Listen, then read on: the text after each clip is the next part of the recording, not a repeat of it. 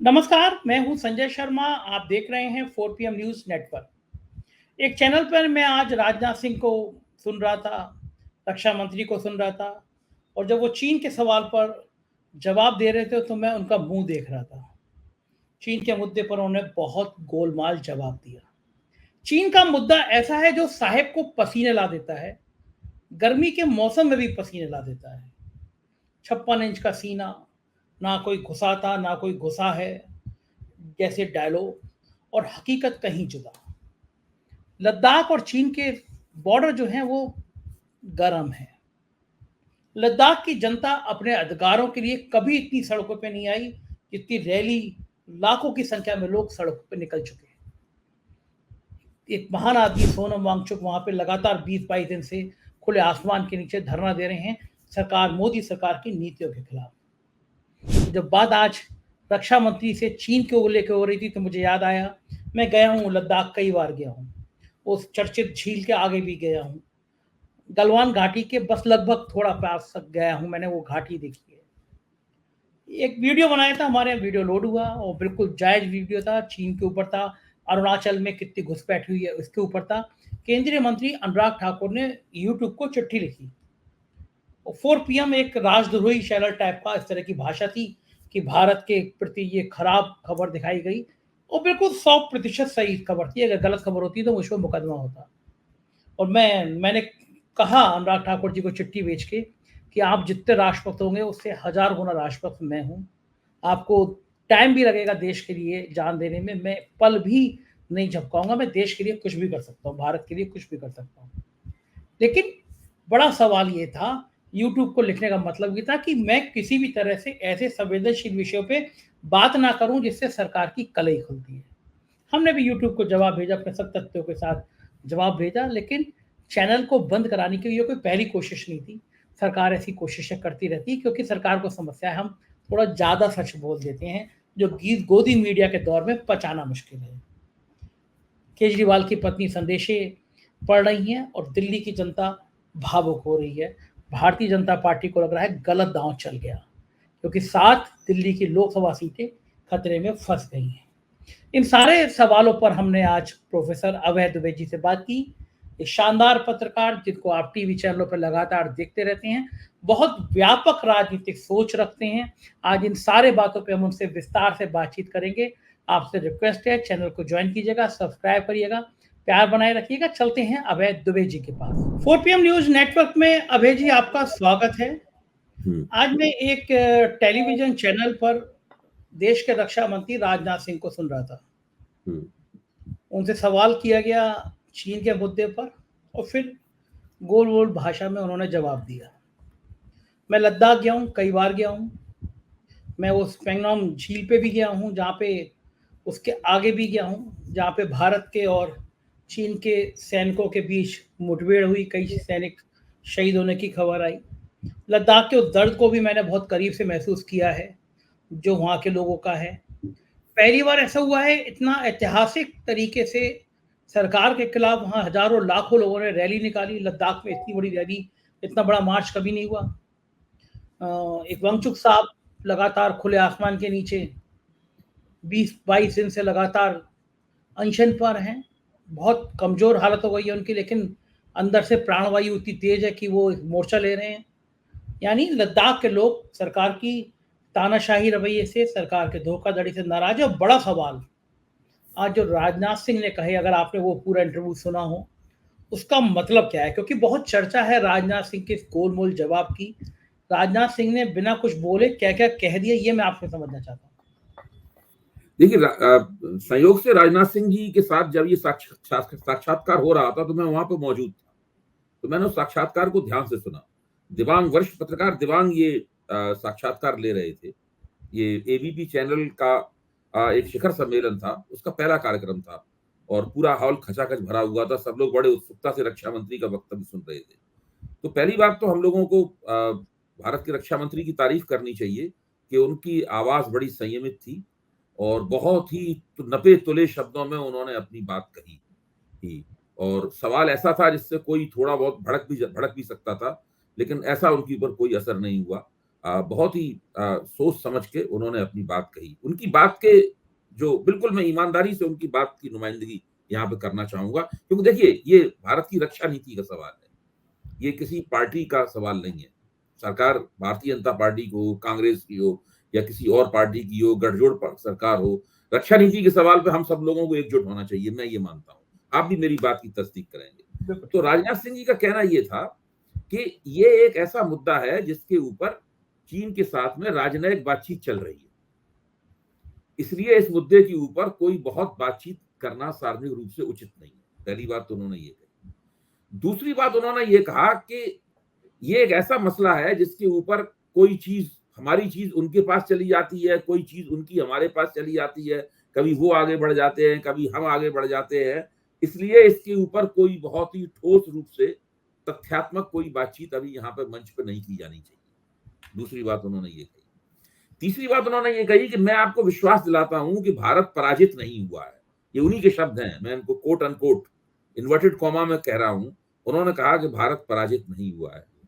चौथी बात, उन्होंने विपक्ष की आलोचना करते हुए कहा था कि ये गलत बात है कि विपक्षी जो दल हैं वो भारतीय रक्षा सेनाओं के शौर्य और पराक्रम के ऊपर संदेह करते हैं। हालांकि इस तरह का प्रश्न उनसे नहीं पूछा गया था, लेकिन उन्होंने ये बात कही। तो उनके लंबे वक्तव्य जो बहुत ही राजनयिक किस्म की डिप्लोमेटिक भाषा में दिया गया था, उस वक्तव्य के ये 4 प्रमुख बिंदु हैं जो मैं उस वक्त वहां पर समझ पाया, जो मैंने आपके सामने रखे। अब हम इन बिंदुओं का विश्लेषण कर सकते हैं। इन बिंदुओं से कम एक बात स्पष्ट होती है कि चीन के मुकाबले रक्षा नीति के सवाल पर और सीमा विवाद के सवाल पर मोदी सरकार का हाथ चट्टान के नीचे दबा हुआ है। और जब आपका हाथ चट्टान के नीचे दब जाता है तो आप झटके से खींच के उसको नहीं निकालते। झटके से खींच के निकालेंगे तो हाथ वहीं रह जाएगा चट्टान के नीचे। उसको बहुत धीरे धीरे इंच दर इंच निकालना पड़ता है और उसमें बहुत लंबा समय लगता है। उस काम में तकलीफ भी होती है और हाथ के घायल होने का अंदेशा भी रहता है। अपना खून भी उसमें बहाना पड़ सकता है।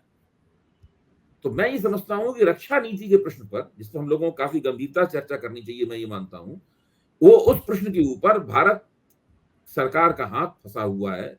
भारतीय सेनाओं ने चीनी सेनाओं का जम के वहां मुकाबला किया है, इसमें कोई शक नहीं, लेकिन दोनों की खून की बूंदें वहां पर सीमा पर गिरी हैं। इनकी बूंदें भी गिरी हैं और उनकी बूंदें भी गिरी हैं। जो डोकलाम के ऊपर जो संघर्ष हुआ था भारतीय सैनिकों का और चीनी सैनिकों के बीच में, जो हाथों हाथ लड़ाई हुई थी, मैं उस लड़ाई की याद दिला रहा हूं। वहां से ये समस्या शुरू होती है। उसके बाद के बहुत लंबे प्रकरण में, जहां तक मेरी जानकारी है, चीनियों ने उस पूरे इलाके में जबरदस्त इंफ्रास्ट्रक्चर खड़ा कर लिया है। वो पुल बना रहे हैं, वो बस्तियां बसा रहे हैं, वो रेल, वो सब कुछ कर रहे हैं मतलब चीन। अच्छा, तो ये जो चीनी लोग कर रहे हैं, और मुझे ऐसा लगता है, जो मुझे राजनाथ सिंह जी के वक्तव्य से मेरे ऊपर जो छवि पड़ी, वो इमेज ये प्रोजेक्ट हुई कि भारत सरकार चीन को अपनी शर्तों पर रोक पाने में सीधे सीधे समर्थ अभी तक नहीं हो पाई। और इसकी वजह से समस्या ये पैदा हुई है कि जो आमतौर पर छवि जा रही है वो ये है कि चीन का हाथ भारत के हाथ के मुकाबले भारी है। आप ये नहीं कह सकते कि भारत पराजित हो गया। ये राजनाथ सिंह ने बिल्कुल ठीक कहा कि भारत पराजित नहीं हुआ है, लेकिन भारत जीता भी नहीं है। इसका मतलब ये है भारत आप ये घोषणा पूर्वक नहीं कह सकते कि भारत ने चीन को परास्त कर दिया है या उन्हें धकेल दिया है। नहीं, चीन ही आगे बढ़ गया। अब ये मुझे बताइए कि इतना डर किस बात का? आयात निर्यात का आप मसला उठा के देख लीजिए। चीन हमें माल ज्यादा बेच रहा है, हम आज भी उससे ज्यादा खरीद रहे हैं। अपना माल हम कहाँ कम बेच पा रहे हैं? बहुत कम बेच पा रहे हैं। वो हमसे भयंकर मुनाफा कमा रहा है। बाजार चाइना की चीजों से पटा हुआ है। तो ये हम क्या केवल मंचों पर भाषण दे दे के खुश हो जाएं कि हम 56 इंच का सीना, कोई आंख नहीं तरेड़ सकता? ये क्या वो मंचों पर भाषण ही देंगे हम? देखिए, ये तो पब्लिक कंजम्पशन के लिए, लोगों को उल्लू बनाने के लिए इस प्रकार की डींगे मारी जाती हैं। ये 56 इंच का सीना तो मोदी जी शुरू में कहते थे, धीरे धीरे मोदी जी ने भी ये डायलॉग बोलना बंद कर दिया है। मैंने तो कम से कम कई वर्ष से मोदी के मुंह से ये डायलॉग नहीं सुना। 2014 के चुनाव के बाद में उन्होंने ये डायलॉग बोलना बंद कर दिया। और खास तौर से डोकलाम घाटी के अंदर, डोकलाम में गलवा घाटी के अंदर ये पूरा जो हुआ है चीन के साथ भारतीय सैनिकों का जो खूनी संघर्ष हुआ था, उस खूनी संघर्ष के बाद तो ये बात बिल्कुल नहीं बोली जा रही है। प्रधानमंत्री भी इस बात पर चुप रहते हैं, रक्षा मंत्री ने भी एक राजनयिक किस्म का, डिप्लोमेटिक किस्म का जवाब दिया, और दूसरे लोग भी जो है बजाय इसके कि इस बात का तथ्यात्मक उत्तर दें, ये कहने लगते हैं कि भारतीय रक्षा सेनाओं के शौर्य पे आप संदेह मत कीजिए। रक्षा सेनाओं के शौर्य पे कौन संदेह कर रहा है? कोई संदेह नहीं कर रहा है। दरअसल ये उनका एक बचाव वाला तर्क होता है, जिसकी आड़ में छुपकर वो अपनी जो सरकार की विदेश नीति के सवाल पर, रक्षा नीति के सवाल पर ये जो नाकामी है, इस नाकामी से बचना चाहते हैं। अब मैं आता हूं उस बात पे जो अभी आपने कहा है। मसला ये व्यापार का नहीं है। मसला ये नहीं है कि चीन का कितना माल भारत में बिक रहा है और भारत कितने माल को बिकने से रोक पा रहा है। भारत दरअसल चीन के किसी माल को बिकने से न रोक पा रहा है, न रोकना चाहता है। आप दिल्ली में कनॉट प्लेस चले जाइए, चीनी माल दबा के बिक रहा है, और हर चीज, मतलब आप सेलफोन से लेके न जाने क्या क्या बिक रहा है। अमेरिकी उत्पाद जो है, बहुत सारा अमेरिकी उत्पाद जो है, क्या दिल्ली के कनॉट प्लेस में या दिल्ली में दूसरी जगहों पर आईफोन की दुकानें नहीं है? आईफोन का ज्यादातर हिस्सा कहां बनता है? चीन में बनता है तो वो अमेरिकी ब्रांड, लेकिन चीन में बनता है। तो वो तो जो इस वक्त अर्थव्यवस्था है दुनिया की, जो नई अर्थव्यवस्था है ग्लोबलाइजेशन के बाद में, आप उसमें किसी भी देश के माल को रोक नहीं सकते, ब्लॉक नहीं कर सकते किसी भी देश के माल को। ये असंभव है। अगर आप किसी देश के माल को ब्लॉक करेंगे तो आपको बहुत सारी चीजें ब्लॉक करनी पड़ेंगी। वो तो कर ही नहीं सकते। वो तो केवल पब्लिक को उल्लू बनाने के लिए सब बातें की जाती हैं। पब्लिक भी जानती है ये लोग झूठ बोल रहे हैं, ये सवाल नहीं है। असली प्रश्न ये है कि दोनों की रक्षा संबंधी क्षमता में बहुत फर्क है। ये भारत और पाकिस्तान का रिश्ता नहीं है, ना भारत और बांग्लादेश का रिश्ता है, ना भारत और म्यांमार का रिश्ता है, ना भारत और श्रीलंका का रिश्ता है, जहां भारत का हाथ बहुत भारी है रक्षा सेनाओं के मामले में, रक्षा क्षमताओं के बारे में। ये चीन का मसला है, जिससे 1962 का युद्ध भारत हार चुका है। ये इतिहास में दर्ज है कि भारत ने 1962 का युद्ध हारा था। मैं ये नहीं कह रहा हूं कि अब दोबारा युद्ध हो तो 1962 जैसा हश्र होगा। भारत की सेनाएं अब उतनी कमजोर नहीं रही, वो बात नहीं है। भारत बहुत ज्यादा तैयारी में है, लेकिन वो युद्ध भारत जीत नहीं सकता है।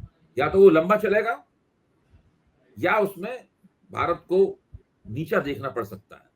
और ये भारतीय सेनाएं भी जानती हैं, ये भारत की सरकार भी जानती है। भारत की सरकार और सेना जो जिस चीज को आप डर कह रहे हैं, अंदर कहीं ना कहीं डर है। अब इस बात को सार्वजनिक रूप से नहीं कहा जा सकता। भारतीय सेनाएं थोड़ा कहेंगे कि भाई हम चीन से कमजोर हैं इसलिए हम फंसे हुए हैं इसमें। कोई भी नहीं कहेगा। ये रक्षा मंत्री ये कहेंगे, ना प्रधानमंत्री कहेंगे, कोई भी ये नहीं कहेगा। कोई नहीं कहेगा। अबे जी मैं पूरी तरीके से तैयार हैं, हम हर एक का मुंह तोड़ जवाब देंगे। जवाहरलाल नेहरू भी 1962 में यही तो कह रहे थे। जवाहरलाल नेहरू भी 1962 में यही कह रहे थे। ऐसा तो कोई भी नहीं कहेगा। कहा भी यही जाता है। बात असली बात यही है कि भारत सरकार चीन से इस सीमा विवाद में फंस गई है, और चीनी लोग हैं बहुत ही, जिसे कहते हैं नहीं, बहुत ही कुटिल। मैं बदमाश शब्द का इस्तेमाल नहीं करूंगा, वो बहुत ही कुटिल है। इनको उनका स्टाइल है सलामी स्लाइसिंग का। जो सलामी होती नहीं, उनकी स्लाइसिंग करती चलती जाती।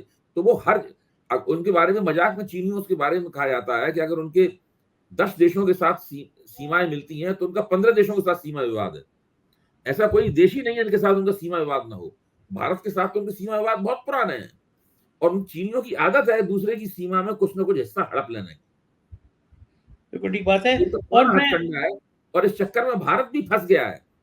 और नरेंद्र मोदी ने पूरी कोशिश की थी, शुरू में उनके नेता को जिनपिंग को यहाँ बुलाया था, उनको झूला झुलाया था, ये सब किया था। ये सारा का सारा मामला फ्लॉप हो चुका है पूरी तरीके से। चीन एक बहुत ही शक्तिशाली देश है, न केवल उद्योग व्यापार में, न केवल मैन्युफैक्चरिंग में शक्तिशाली है, बल्कि वो रक्षा के मामले में भी दुनिया के 5-7 शक्तिशाली देशों में से एक है। भारतीय सेनाएं, भारत की जो फौजी तैयारी है, वो अड़ोसी पड़ोसी देशों का मुकाबला तो कर सकती है, उनसे तो बेहतर है, लेकिन वो चीन से बेहतर नहीं है। ये कोई, यहां तक कि भारत के थल सेना अध्यक्ष ने भी कहा है कि देखिए ये मसला जो है नाजुक मसला है। वो बार बार कहते हैं बयान, भारत थल सेना देते हैं, ये मसला एक नाजुक मसला है और इस नाजुक मसले को बहुत ध्यान से सुलझाना पड़ेगा।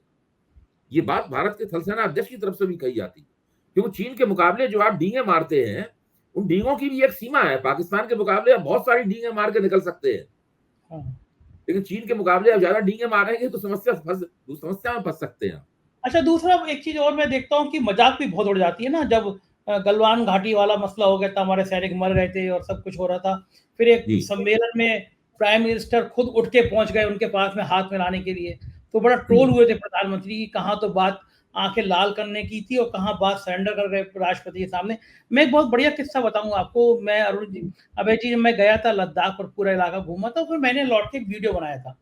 100% सही वीडियो था, वहां के लोगों से बातचीत थी और नक्शा क्या है उसके ऊपर डिस्कशन था। लेकिन चीन के ऊपर बात करने से, या हमारे कितने सैनिक मारे गए, या अरुणाचल का कितना हिस्सा कब्जा लिया चीन ने, इस मुद्दे पर बात करने से सरकार इतना डरती है। जैसे ही मैंने वो वीडियो लोड किया, अनुराग ठाकुर ने बाकायदा यूट्यूब को चिट्ठी लिखी और देशद्रोही चैनल के रूप में लिखा कि 4PM ने ये एक भारत के संग, नक्शे के संग, और इस तरह की भाषा थी वो, कि मतलब मैं देशद्रोही हो गया, चैनल मेरा देशद्रोही हो गया क्योंकि मैंने उस मुद्दे पे सवाल उठा दिया। यूट्यूब ने मुझे मेल करके पूछा कि आपके देश के मिनिस्टर अनुराग ठाकुर की तरफ से 4PM को लेटर गया ही है। मैंने जवाब दिया कि इसमें कुछ भी गलत नहीं है। अब उनके समस्या ये है कि सरकार को डर होता है कि कभी चीन का नाम लेके अगर बात कर ली, जनता को पता चल गया कि हमारे कितने सैनिक कितने किलोमीटर पीछे आ गए हैं, तो बहुत असहज स्थिति हो जाएगी। इसलिए चीजों को छुपाया जाता है। लेकिन क्या इस दौर में ये चीजें छुप पाती हैं? किसको नहीं पता कि चीन नहीं, हमारी देखिए ये सीमा। चीजें छुप नहीं सकती। कांग्रेस ने और खासतौर से राहुल गांधी ने इस मसले को बहुत जोर शोर से और लगातार उठाया है। मैं ये मानता हूं कि विपक्ष की दूसरी पार्टियों ने उतने उत्साह के साथ इस मसले को नहीं उठाया है जितने उत्साह के साथ में कांग्रेस ने उठाया है। राहुल गांधी को मैं इसका श्रेय देना पसंद करूंगा। मेरा मानना है कि राहुल ने इसके ऊपर काफी मजबूती के साथ काम किया है। अब अगर विपक्ष, अब इसीलिए तो मैं कहता हूं कि अगर इंडिया गठबंधन की एकता ठीक से बन जाती पटना मीटिंग के बाद से, और फिर वो इस प्रश्न को उठाते, क्योंकि मुझे याद पड़ता है सोनिया गांधी ने जो 9 मुद्दे भेजे थे इनके पास, इन 9 मुद्दों के इर्द गिर्द हम एक न्यूनतम साझा कार्यक्रम बना सकते हैं, कुछ इस तरह की बात उससे निकल रही थी। उसमें एक ये मसला भी था, लेकिन चूंकि एकता बनी नहीं, अभी तक कोई न्यूनतम साझा कार्यक्रम बना नहीं, इसलिए ये मुद्दा उठाया नहीं गया। मुझे तो लगता है, बार बार कहता हूं, धीरे धीरे मुझे भी अपनी बातों, मेरे सुझावों पे हंसी आने लगी है, क्योंकि मेरी बात सुनता तो है नहीं कोई। आप ही सुनते हैं मेरी बात, केवल दूसरा कोई सुनता नहीं है मेरी बात। एक सेकंड अभी जी, एयरपोर्ट को रोकूंगा मैं जी आपको बाकायदा दस्तावेजी सबूत भेजूंगा। आपका शो भारत में तो देखा ही जाता है, आपका शो 5-5, 6-6 लाख लोग तो दिखते व्यू आते ही हैं। लेकिन अमेरिका में, लंदन से, ऑस्ट्रेलिया से मेल आते हैं ढेर कि आज अभय जी ने ये बात कही, आज अभय जी ने ये बात करी। पूरी दुनिया में आपकी बात सुनी जाती है। आप गर्ल पे भी मत रहिए, आपकी बात सुनी नहीं जाती है। नहीं नहीं, बहुत बहुत धन्यवाद। मेरा मतलब था कि जो राजनीतिक दलों को मैं आपके जरिए जो राजनीतिक दलों को संबोधित करता हूँ, वो मेरी बात नहीं सुनते। राजनीतिक दल नहीं सुनते। मैंने तो एक तरह से हंसी में यही भी कहा था कि भाई अगर इंडिया गठबंधन के पास कोई ऐसा बुद्धिजीवी नहीं है जो उनका न्यूनतम साझा कार्यक्रम बना सके, तो ये काम मुझे दे दिया जाए। मैं आपको बना के दे दूंगा, आप थोड़े बहुत संशोधन के साथ उसको स्वीकार कर लेंगे। ठीक बात है, बिल्कुल सही। उन्होंने मुझे भी काम नहीं दिया, मेरी राय भी नहीं सुनते। मैं रोज अखबारों में लिखता हूँ, आपके मंच पे बोलता हूँ, इधर उधर तमाम बोलता रहता हूँ। लेकिन इनकी सबसे बड़ी समस्या ये है कि अगर इन्होंने ठीक से एकता कर ली होती, तो आज ये राष्ट्रीय क्षितिज पर चीन ने जो हमारी सीमा में जमीन हमें दबा रखी है और हमारे सैनिकों के साथ में उसकी खूनी मुठभेड़ हुई और हम लोग अभी ठीक से उसका बदला भी नहीं ले पाए, ये चीज ठीक से दर्ज होती और ये एक तरह का चुनावी मुद्दा बनता, और ऐसा चुनावी मुद्दा बनता जिसमें ये सब बातें सरकार पूरी तरीके से, सरकार का पोल खाता स्पष्ट हो जाता। मैं तो इसीलिए मैं कह रहा हूं कि इतने जटिल सवाल का राजनाथ सिंह जी ने कुशलता से जवाब दिया, और उन्होंने इस तरह से जवाब दिया, इसमें सुनने वाला एक बार ये सोचेगा कि भाई इस मसले पे चर्चा करने की क्या कैसी खास जरूरत है, इतना राष्ट्रीय सुरक्षा का मसला है। लेकिन हम लोगों को मसला जोर शोर से उठाना चाहिए, विपक्ष को मसला जोर शोर से उठाना चाहिए। आप देखिए कांग्रेस के अलावा किसने उठाया है मसला, ये कहीं कोई जिक्र ही नहीं करता है इस सारी की बातों का। अच्छा, जब बात राजनाथ सिंह की चली है, तो मैं अभय जी, आपको तो बहुत करीब से आपको राजनीति के नेताओं की जन्मपत्री पता है। कैसा लगता होगा राजनाथ सिंह को कि अमित शाह के मुकाबले उनका कद कितना कम कर दिया गया? नंबर 2 गृह मंत्री थे वो। रक्षा मंत्रालय बहुत छोटा मंत्रालय माना जाता है, महत्व भली बहुत हो, लेकिन वित्त और गृह ऐसे विभाग होते हैं जो बहुत इंपॉर्टेंट माने जाते हैं। कितनी जूनियर, निर्मला सीतारमन वित्त, अमित शाह गृह, राजनाथ सिंह पार्टी के राष्ट्रीय अध्यक्ष, जिस समय मोदी जी का नाम प्रस्तावित किया गया, उसमें राजनाथ सिंह की बहुत बड़ी भूमिका। क्या लगता है राजनाथ सिंह का जीवन का ये राजनीति के जीवन का ये अंतिम चुनाव होगा, जहाँ तक मुझे लगता है। इस दौर में या अगली जब सरकार अगर मान लीजिए थोड़ी देर को बन जाती है एनडीए की, तो राजनाथ सिंह का क्या कद रहेगा अगली सरकार में, अगर सरकार बनती है तो? देखिए, जो इस वक्त भारतीय जनता पार्टी और राष्ट्रीय स्वयंसेवक संघ के अंदर जो माहौल है, अगर आप राष्ट्रीय स्वयंसेवक संघ के अंदरूनी लोगों से बातचीत करें कि नरेंद्र मोदी के बारे में आपका ख्याल क्या है, तो संघ के लोग कहते हैं कि संघ में नरेंद्र मोदी को पसंद नहीं किया जाता। संघ वाले नरेंद्र मोदी के प्रति सहज नहीं है। अभी जब सहज नहीं है तो फिर इतना ये ऐसा क्यों चल रहा है? तो उनकी दिक्कत ये है कि चूंकि उन्होंने 2 चुनाव उनके नेतृत्व में जीते जा चुके हैं और वो सत्ता के उद्गम बन गए हैं, राष्ट्र सत्ता के उद्गम बन गए हैं, उनसे संघ को और भारतीय जनता पार्टी को चौतरफा इस तरह का लाभ हो रहा है, इसलिए कोई भी व्यक्ति उनको उनकी टांग पकड़ के नहीं खींचना चाहता। मैं ये मानता हूं कि संघ जिन 2 व्यक्तियों पर सबसे ज्यादा भरोसा करता है, उसमें एक का नाम है राजनाथ सिंह और दूसरे का नाम है नितिन गडकरी। और ये अमित शाह के भारतीय जनता पार्टी के अध्यक्ष बनने से पहले यही 2 व्यक्ति भाजपा के अध्यक्ष थे। एक एक करके यही 2 व्यक्ति भाजपा के अध्यक्ष बने। मैं अभी भी मानता हूं कि ये दोनों व्यक्ति उस जमाने की भारतीय जनता पार्टी की नुमाइंदगी करते हैं जब भारतीय जनता पार्टी अधिक लोकतांत्रिक थी। अटल बिहारी अडवाणी जी के जमाने की भारतीय जनता पार्टी जो थी, जिसमें जो इस तरीके से संस्थाओं को निचोड़ नहीं रही थी, ये तो कंट्रोल और कैप्चर का ऐसा खेल खेला है अमित शाह और नरेंद्र मोदी ने आके, इसमें तमाम पूरी की पूरी संस्थाओं को इन लोगों ने बुरी तरीके से निचोड़ के रख दिया है। और जिस दिन नरेंद्र मोदी की अगर उनका बस चले तो वो तो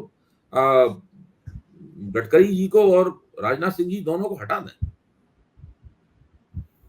वो फंसा हुआ महसूस कर रहे हैं इस वक्त, इसीलिए वो किसी भी व्यक्ति को हटाना नहीं चाहते इस वक्त, और इन दोनों बड़े नेताओं को तो बिल्कुल नहीं हटाना चाहते, क्योंकि वो नहीं चाहते कि उनके खिलाफ किसी भी तरह की कोई मोर्चाबंदी हो, कोई पेशबंदी हो। इसीलिए देखिए सबको टिकट भी मिल गए हैं और बहुत कम लोगों के टिकट काटे जा रहे हैं, ना के बराबर। मैंने कल बताया भी था कि 2014 में टिकट काटने का प्रतिशत था, 2019 में टिकट काटने का प्रतिशत था, इस बार उससे ज्यादा प्रतिशत नहीं है टिकट काटने का। यही कारण है अगला जो संभावित मंत्रिमंडल अगर मोदी सरकार बनती है तो उसमें सभी लोग कह रहे हैं कि गडकरी और राजनाथ सिंह की बहुत ज्यादा हैसियत होगी नहीं। हैसियत अभी भी कम कर रखी है। आप देखो ना किस तरह गडकरी के सारे विभाग ले लिए गए, संसदीय दल से उनको हटा दिया गया, मीटिंग नहीं उसमें भाग ले सकते हो। गडकरी की इतनी उपेक्षा क्यों? देखिए, ये भारतीय जनता पार्टी के अंदर चलने वाला सत्ता संघर्ष है, ये भाजपा के अंदर चलने वाला सत्ता संघर्ष है। इसमें एक पार्टी राष्ट्रीय स्वयंसेवक संघ भी है और ये बहुत ही नाजुक किस्म का पूरा मामला है। इसके अंदर जो समीकरण काम कर रहे हैं, उन समीकरणों को समझना, किधर पलड़ा झुक रहा है, कब पलड़ा किधर झुकता है, कौन कहां फिसल रहा है, कौन कहां संभल रहा है, इन चीजों पर गहरी निगाह रखना एक राजनीतिक समीक्षक के रूप में मेरी जिम्मेदारी है, आपकी भी जिम्मेदारी है उसकी। और इसको बहुत ध्यान से देखने से ही वो मसला समझ में आएगा और तभी हम समझ पाएंगे कि चुनाव के बाद में पानी किधर मरेगा। अभी से उसके बारे में भविष्यवाणी करना उचित नहीं है। हाँ, बात तो ठीक है कि भविष्य में अभी तो सरकार बनना ही मुश्किल है, आसान नहीं है, संघर्ष सब तरफ से जारी है। इस बीच में चलिए एक और दल की बात करें हम, वो है आम आदमी पार्टी। जिस तरह से अरविंद केजरीवाल की पत्नी लगातार उनके संदेश पढ़ रही हैं, एक अभियान शुरू किया, क्या लगता है कि पत्नी जब पढ़ती है इस तरह के संदेश को, पत्नी जब कहती है मेरे पति पर अत्याचार हो रहा है, मेरा पति जेल में है, तो क्या ये एक पत्नी की पीड़ा जब वो बताती है तो क्या ज्यादा समझ में आती है लोगों को? और ये क्या अरविंद केजरीवाल का एक बड़ा दांव है? क्योंकि बात ये भी आ रही है कि उन्होंने बहस खुद करी, डिमांड का बहुत ज्यादा विरोध नहीं किया, वो खुद चाहते हैं कि अब 1-1.5 महीना वो जेल में ही रह लें। जेल में रह के लोग कह रहे हैं कि जेल में रह के जितना फायदा अरविंद केजरीवाल उठा देंगे, ऐसी भावुकतापूर्ण संदेश आएंगे, सेंटीमेंट्स होंगे। आपको लगता है ठीक होगा ये? देखिए, एबीपी चैनल का जो शिखर सम्मेलन था उसमें सारे दिन में भारतीय जनता पार्टी के नेताओं के वक्तव्य सुनता रहा और हर बार जब हर बातचीत में अरविंद केजरीवाल का नाम आया और जाहिर है कि उन्होंने काफी तंजिया लहजे में, कटाक्ष के लहजे में, खिल्ली उड़ाने के लहजे में, मखौल उड़ाने के लहजे में ये बात कही। सबने कहा कि नैतिकता का सवाल ये है कि भाई उनको मुख्यमंत्री पद से इस्तीफा देना चाहिए, लेकिन किसी व्यक्ति ने ये नहीं बताया कि आखिरकार उन्हें मुख्यमंत्री पद से इस्तीफा देने के लिए कैसे मजबूर करें। वो कौन सी युक्ति है, वो कौन सा तरीका है जिसका आप इस्तेमाल करेंगे और अरविंद केजरीवाल फौरन मुख्यमंत्री पद से इस्तीफा दे दें। देखिए, उनको वो मुख्यमंत्री, यहां तक हाई कोर्ट ने भी कह दिया। आप तो हाई कोर्ट में एक पब्लिक इंटरेस्ट लिटिगेशन गया था, भाजपा वाले इस तरह की PIL में बहुत माहिर होते हैं। हाई कोर्ट ने साफ कह दिया कि भाई हम ये तो काम LG का काम है, ये LG और गृह मंत्रालय के बीच का मसला है, वो ये तय करेंगे। हम कौन होते हैं इसमें हस्तक्षेप करने वाले? हमारे पास तो कोई तरीका नहीं है उनको मुख्यमंत्री पद से हटाने का। मुख्यमंत्री पद या तो विधायक दल की मीटिंग में हटता है व्यक्ति, या विश्वास प्रस्ताव के जरिए हटता है, या LG रिपोर्ट देता है गृह मंत्रालय को कि यहाँ पर शासन प्रशासन चलाना असंभव हो गया है, संवैधानिक प्रक्रिया बाधित हो गई है, तब संविधान के कुछ प्रावधानों को उपयोग करके सरकार बर्खास्त कर दी जाती है, विधानसभा भंग कर दी जाती है, या मुलतवी कर दी जाती है। ये बिल्कुल सीधे सीधे तरीके हैं। अब भारतीय जनता पार्टी भ्रमित है, अनिर्णय की शिकार है। आज से 10 साल पहले भी 2013 और 14 में वो रही, उसी का नतीजा उसे 2015 की फरवरी में 3 सीटों के रूप में उठाना पड़ा, और भारतीय जनता पार्टी फिर से उसी भ्रम की शिकार खड़ी हुई है। आज अरविंद केजरीवाल को गिरफ्तार करने में जिसने देरदार की बहुत ज्यादा, इसके पीछे भी यही बात थी। अब मैं अंदाजा लगा सकता हूं।